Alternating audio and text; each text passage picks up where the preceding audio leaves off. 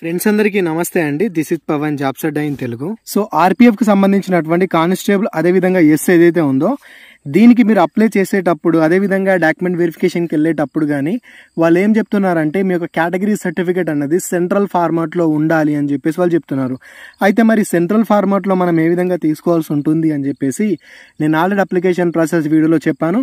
అయినా కూడా separate video కూడా చేస్తున్నాను. ఒకసారి ఎవరికైతే తెలియని వాళ్ళైతే ఒకసారి దీని గురించి అయితే ఒకసారి తెలుసుకునే ప్రయత్నం చేయండి.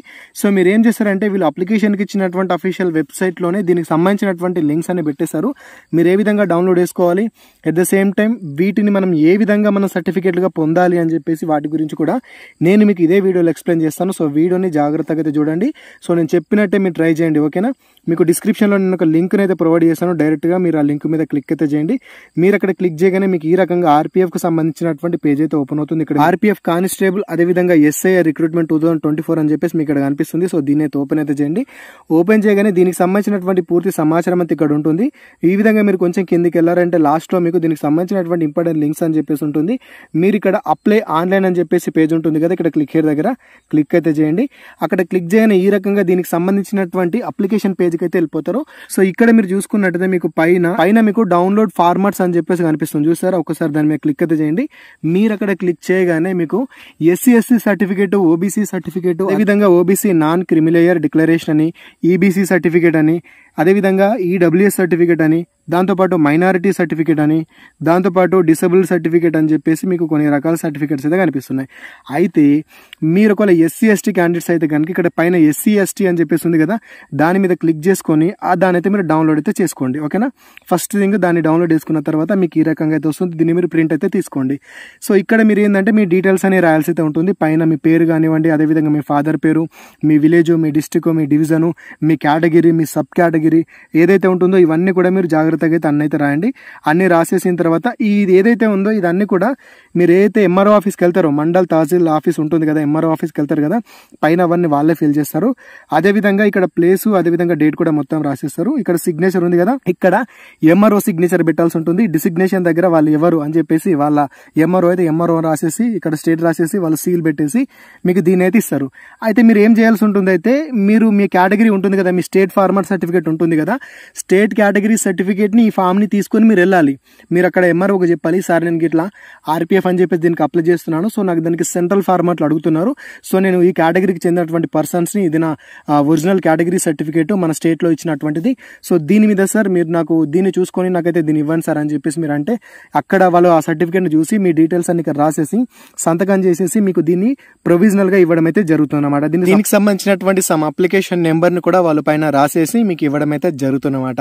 ఈ రకంగా దీని అయితే తీసుకోవాల్సి అయితే ఉంటుంది. అది ఏ కేటగిరీ వాళ్ళైనా కానివ్వండి ఈ రకంగా అయితే తీసుకోండి.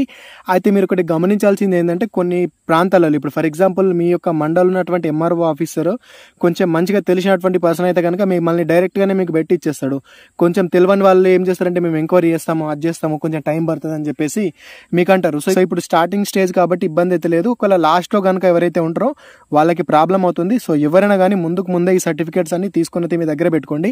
ఇప్పటి నుంచి రైల్వేలో ఇదే కాదు, నెక్స్ట్ వచ్చేటటువంటి ఏవైతే నోటిఫికేషన్స్ ఉన్నాయో రైల్వేకి సంబంధించినటువంటి గ్రూప్ డి కానివ్వండి, ఎన్టీపీసీ కానివ్వండి, అన్ని నోటిఫికేషన్లు కూడా ఇదే ఫార్మాట్లో కూడా వాళ్ళు అడుగుతారు. కాబట్టి దీని అయితే మీ దగ్గర రెడీ చేసుకొని అయితే పెట్టుకోండి. సో ప్రజెంట్ ఇది ఎస్సీ ఎస్టీ వాళ్ళకి సంబంధించినటువంటి ప్రొఫార్మా ఇది. అదేవిధంగా ఓబీసీ అని చెప్పేసి ఉంది కదా, ఇక్కడ ఓబీసీ మీద మీరు ఒకసారి జాగ్రత్తగా క్లిక్ చేయండి. క్లిక్ చేయగానే దీనికి సంబంధించినటువంటి పీడిఎఫ్ కూడా మీకు డౌన్లోడ్ అవుతుంది. ఇది కూడా సేమ్ టు సేమ్ ఇలానే ఉంటుంది. మీరైతే ఒకసారి అయితే జాగ్రత్తగా చూసుకోవచ్చు. దీన్ని చూడండి. ఇప్పుడు చూసిన విధంగా అన్ని రాసేసుకున్న తర్వాత అయితే తీసుకోండి. అయితే ఇక్కడ చూసుకున్నట్లయితే ఓబీసీ ఫార్మాట్ లో ఇక్కడ డిస్ట్రిక్ట్ మ్యాజిస్ట్రేట్, అదేవిధంగా డిప్యూటీ కమిషనర్, దాంతోపాటు ఎనీ అదర్ కాంపిటెంట్ అథారిటీ అని చెప్పేసి ఉంది. ఎవరైనా కానీ ఇక్కడ ఎనీ అదర్ అంటే ఇక్కడ ఎంఆర్ఓ కూడా వస్తాడు. వీలైతే ఎంఆర్ఓ కాకుండా కూడా మీ దగ్గరలో మ్యాజిస్ట్రేట్ ఉంటే కూడా, మ్యాజిస్ట్రేట్ అంటే జిల్లా కలెక్టర్ అనమాట, డిస్ట్రిక్ట్ కలెక్టర్ దగ్గరికి వెళ్ళి కూడా మీరు తీసుకోవచ్చు. లేదంటే డిప్యూటీ కమిషనర్ దగ్గరికి వెళ్ళి కూడా మీరైతే దీన్ని తీసుకోవచ్చు. ఎంఆర్ఓ దగ్గరికి వెళ్ళి కూడా మీరైతే దీన్ని తీసుకోవచ్చు. నష్టమేం లేదన్నమాట. సో ఇదేంటంటే మనకు సెంట్రల్ ఫార్మాట్ లో ఉన్నటువంటి సర్టిఫికేట్స్ అన్నమాట. ఓబీసీ వాళ్ళు ఏం చేస్తారంటే మీ ఓబీసీ సర్టిఫికేట్ తో పాటు మీ దగ్గర ఉన్నటువంటి నాన్ క్రిమిలేయర్ కూడా వీళ్ళు అడిగారు ఇక్కడ. సో తర్వాత కూడా మీకు అవసరం ఉండొచ్చు. ఇదే ఫార్మాట్ లో దాంట్లో మీ యొక్క నాన్ క్రిమిలేయర్ ని కూడా మీరైతే తీసుకొని అయితే పెట్టుకోండి. దానికి సంబంధించినటువంటి ప్రొఫార్మా కూడా మీరైతే ఇక్కడ చూసుకోవచ్చు. వీలైతే దీన్ని ఒకసారి డౌన్లోడ్ చేసుకొని కూడా మీరు చూడండి. అంతా చాలా సింపుల్ గానే ఉందండి. మీ దగ్గర ఉన్నటువంటి ఒరిజినల్ సర్టిఫికేట్ ని తీసుకెళ్ళాలి. ఫస్ట్ మీరు తీసుకెళ్లి మీరు వాళ్ళకి చూపెట్టాలి, ఇది సార్ నాకు కేటగిరీ సర్టిఫికేట్, ఇది ఒరిజినల్ సర్టిఫికేట్, సో నాకు సెంట్రల్ ఫార్మాట్ లో నాకు ఇలా ఇవ్వండి అని చెప్పేసి అని చూపించి మీకు వాళ్ళు ఇస్తారు. మీరు చెప్పాలి ఇట్లా ఆర్పిఎఫ్ కు సంబంధించినటువంటి నోటిఫికేషన్ ఉంది, నాకు అవసరం ఉంది కాబట్టి వాళ్ళు ఇదే ఫార్మాట్ లో అడిగారు అని చెప్పేసి మీరు చెప్తే కనుక దాని ప్రకారం వాళ్ళైతే మీకు సంతకం పెట్టి ఇచ్చేస్తారు. సో కొన్ని చోట్ల ఇబ్బంది పెట్టొచ్చు, ఇబ్బంది పెట్టినా కూడా కొంచెం రిక్వెస్ట్ చేసుకొని తీసుకోండి. అంతకు మించి మనం చేసేది అయితే ఏం లేదు. ఇది క్వశ్చన్ అయితే గమనించండి. అదేవిధంగా ఈబీసీ సర్టిఫికేట్ కానివ్వండి, ఎకనామికల్లీ వీకర్ సర్టిఫికేట్ ఎవరైనా కానివ్వండి, మైనారిటీ కానీ ఎవరైనా కూడా ఇక్కడ వాళ్ళు ఇచ్చినటువంటి ప్రొఫార్మా చూసుకొని అయితే మీరైతే తీసుకోవాల్సి అయితే ఉంటుంది. ఒకవేళ మీరు మండల ఆఫీస్ గా నేను ఆఫీస్కి వెళ్ళినప్పుడు వాళ్ళకి తెలియకపోతే కనుక వాళ్ళకి వెబ్సైట్ చూపించండి, ఒకసారి వెబ్సైట్ చూపించండి. సో ఇదండి, మీకు అర్థమైంది అనుకుంటున్నాను. మీకు ఇంకా ఏమైనా డౌట్ ఉంటే కనుక కింద కామెంట్ చేయండి. ఒకవేళ ఈ సర్టిఫికేట్ ఎవరైనా తీసుకుంటే ఎస్ బ్రో తీసుకున్నా అని చెప్పేసి కామెంట్ చేయండి. అది ఏ రకంగా తీసుకున్నారు, వాళ్ళు మీకు ఏమైనా అన్నారా, ఒకసారి మీకు ఎదురైనటువంటి అనుభవానికి ఒక్కసారి కింద కామెంట్ చేసి అయితే పెట్టండి. తెలియని వాళ్ళకైతే ఒకసారి తెలుస్తుంది. ఇదండి, ఈ వీడియో కనుక మీకు ఉపయోగపడుతుంది అనుకుంటున్నాను. ఒకవేళ ఉపయోగపడితే కనుక కంపల్సరీ లైక్ చేయండి. అదేవిధంగా మీ ఫ్రెండ్స్ ఖచ్చితంగా షేర్ చేయడం మాత్రం మర్చిపోకండి. ఆర్పిఎఫ్ కు సంబంధించినటువంటి ఎటువంటి అప్డేట్ మిస్ అవ్వదు అనుకుంటే రెగ్యులర్ గా మన ఛానల్ కి టచ్ లో ఉండండి. Thanks for watching. అందరికీ ఆల్ ది బెస్ట్. జై భారత్.